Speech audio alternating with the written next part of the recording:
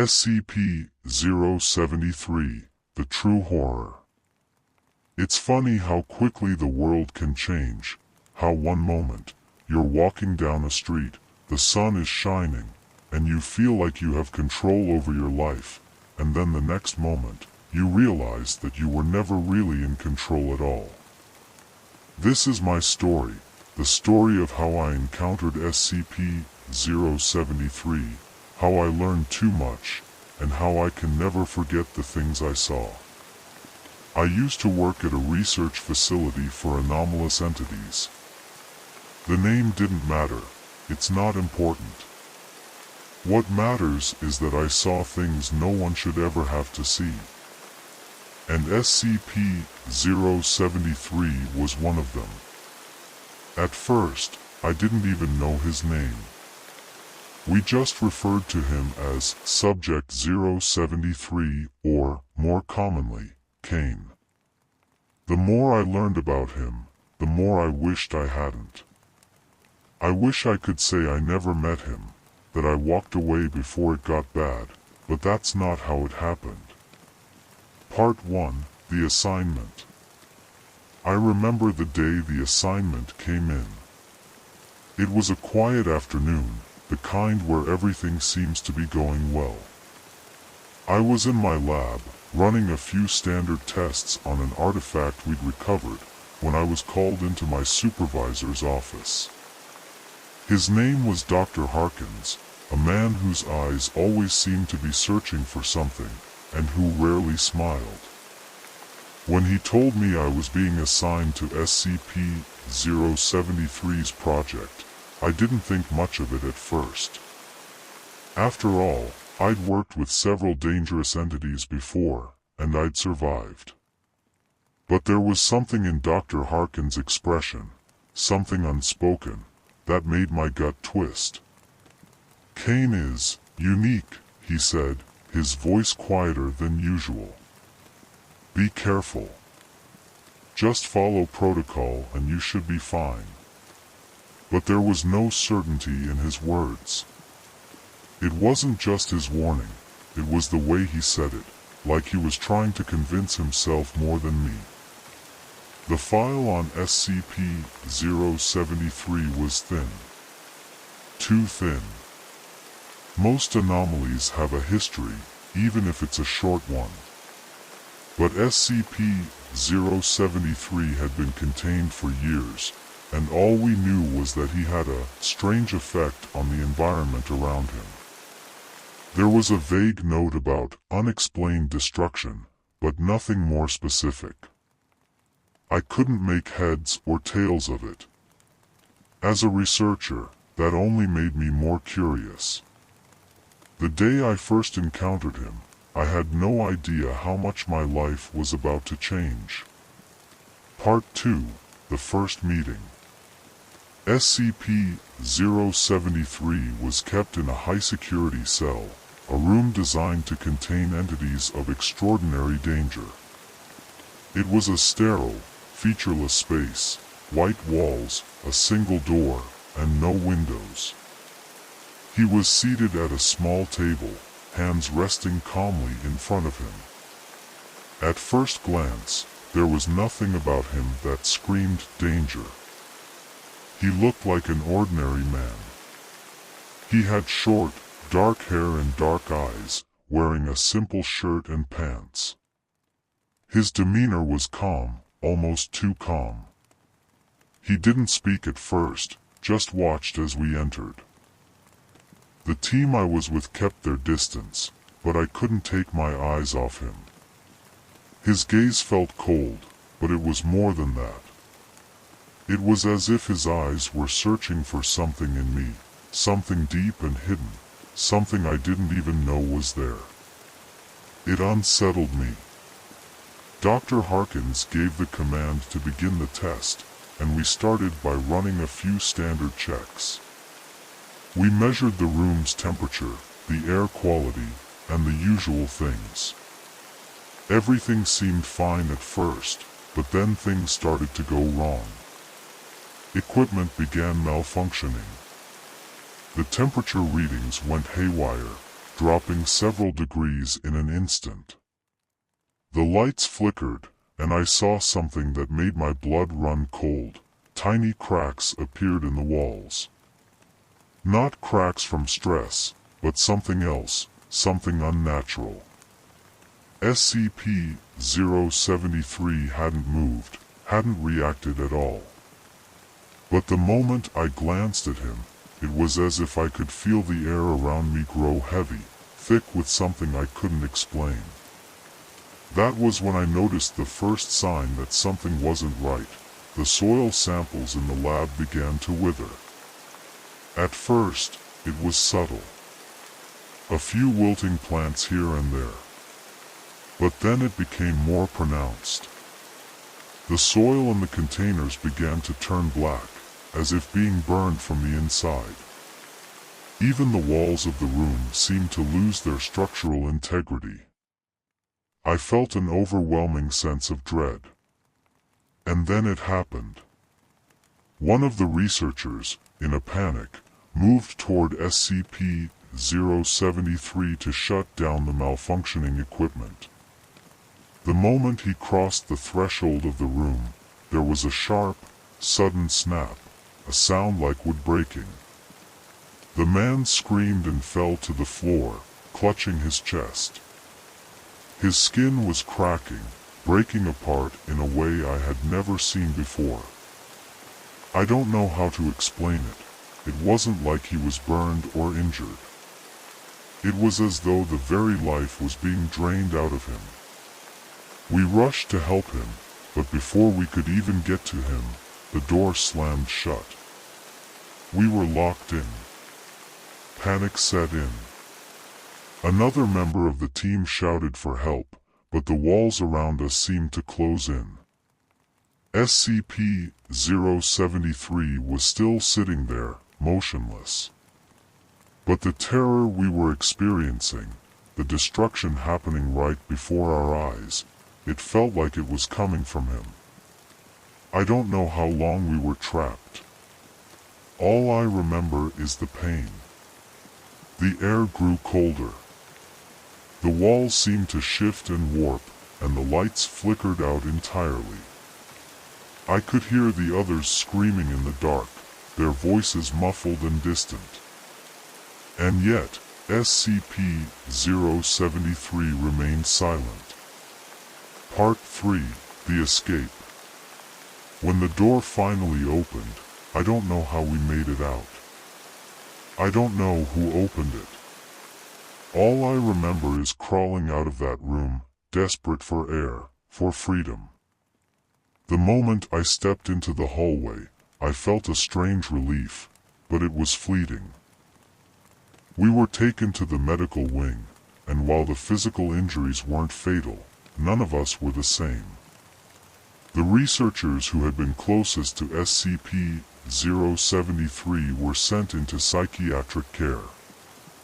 They couldn't speak. They wouldn't speak. Their eyes were wide, staring into nothing. I couldn't explain it, but there was something off about them. Something that made me shiver just by being near them.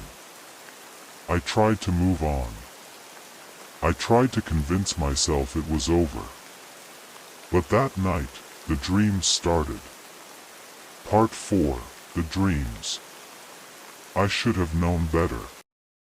I should have realized what was happening. The first dream was simple. I was back in the containment chamber with SCP-073, but this time, it was different. His eyes were darker, deeper, they seemed to follow me wherever I went. The temperature in the room dropped, and everything began to decay. The walls crumbled, and the ground beneath me turned to ash. But it wasn't just the environment. I could feel something in my chest. It was an ache, deep inside. The same sensation I had felt when we were in the chamber with him. The next night, it was worse. I could hear voices, distant, whispering, chanting in a language I couldn't understand. And always, those eyes. Watching, waiting. It was as if SCP-073 was in my head now. The thing I had thought I escaped was slowly invading my mind, and there was nothing I could do to stop it. And then the calls started. Strange, silent calls that I couldn't ignore. Each time I picked up the phone, there was nothing but heavy breathing on the other end. Part 5. The Return. I thought I was losing my mind. I thought I was just paranoid, until I received an email, an anonymous message with an address and coordinates. It was simple, just a set of directions. But I knew what it meant. It was a summons. A callback to SCP-073. The email was vague, but I knew I couldn't ignore it. Deep down, I knew that something far worse was waiting for me, something that I couldn't just walk away from. The obsession, the creeping terror, it had already taken root in my mind. I was already bound to it. I couldn't turn back now. I followed the coordinates, not knowing where they would lead. I tried to ignore the feeling in my chest, the constant weight, the cold that had settled deep within me since that day. The journey took me outside the city, into a desolate area on the edge of town. There was nothing there, no sign of life, just an old, abandoned warehouse, standing like a forgotten monument to the past. It was exactly as described in the email. I didn't want to go inside.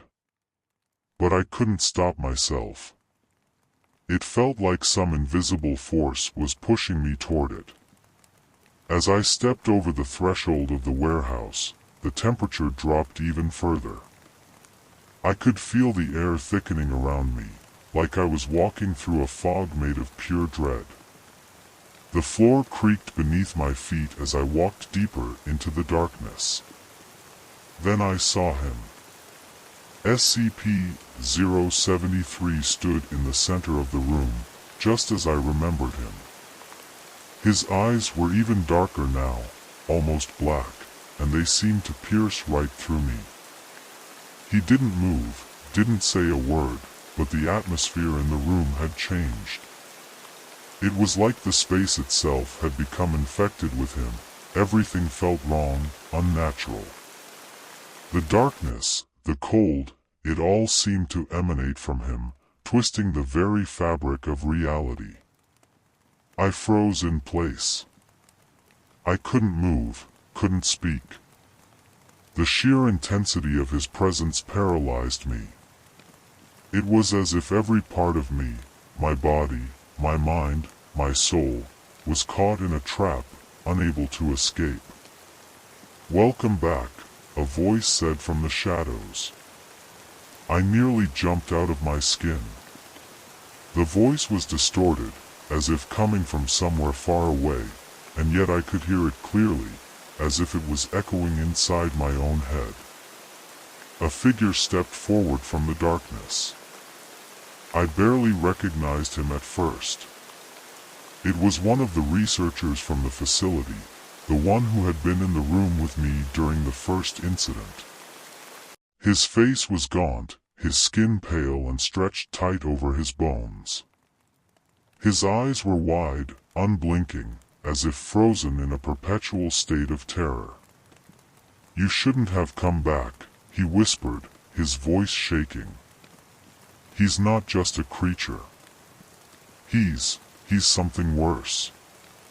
Something that traps you, that drags you into his world. You can't leave him once you've crossed that line."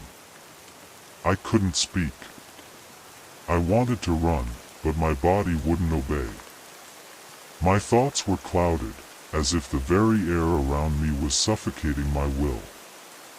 SCP-073 remained silent, his gaze still fixed on me. The darkness in the room seemed to deepen, as if the shadows themselves were closing in. And then, for the first time since I had seen him, he moved. Slowly, deliberately, he took a single step toward me. I could feel his presence like a physical force, pressing down on me, suffocating me. The air grew colder, and I could hear the low hum of some distant machine, or maybe it was just my mind playing tricks. I didn't know anymore. "You're here now," SCP-073 said, his voice low and almost mechanical. "You can't leave. Not once you've crossed into my world." His words felt like a physical blow. I couldn't breathe. I couldn't move. The darkness was consuming me, and I knew, deep down, that I would never escape. The room seemed to distort, warping around me. The walls began to twist and crack, and the floor shifted beneath my feet. It was as if the entire space was bending and breaking, like it was losing its structure, its connection to reality. I could hear the sound of things snapping, breaking, stretching, and it was coming from all directions. The whispers, too, the voices, distant and strange, grew louder, more urgent. I couldn't understand what they were saying, but they felt like a warning, like the final cries of someone long lost. And then the shadows around me began to take form. I could see figures, human figures, emerging from the darkness, their bodies twisted and broken, their faces frozen in expressions of agony. They looked like the researchers I had worked with, but they were wrong. They weren't fully human anymore. They were lost, changed, corrupted by whatever SCP-073 was. One of the figures stepped forward, its mouth opening in a silent scream. Its eyes locked onto mine, and for a moment, I saw something that made my blood run cold. I saw myself. I saw my own face, twisted in that same expression of terror. It was like looking into the abyss, and seeing myself staring back. SCP-073 spoke again, his voice now almost mocking. "Do you understand now? You can never escape. You belong to me now, just as they did." The world around me seemed to collapse in on itself. The warehouse, the figures, the whispers, everything was folding in, twisting into a singular point. I could feel my sanity unraveling, like a thread being pulled from the fabric of my mind. I couldn't stop it. I couldn't escape. And then, everything went black. Part 6, The Aftermath. When I woke up, I was back in my apartment. The morning sunlight was streaming through the window, and for a brief, fleeting moment, I thought everything had been a nightmare. But then the memories hit me, flooding my mind with the horror of what had happened. SCP-073 was still out there. And I was still connected to him. I don't know how I got home. I don't know how I even survived. But I know this, I will never be the same. The dreams are getting worse. The whispers are constant now, following me wherever I go. I can hear them, even now, as I write this. SCP-073's influence is spreading, eating away at everything I thought I knew. And I can't stop it. If you find this, I can only warn you. Do not look into his eyes. Do not approach him. Do not seek him out, because once you do, you will never be the same. Once you make contact, you will belong to him.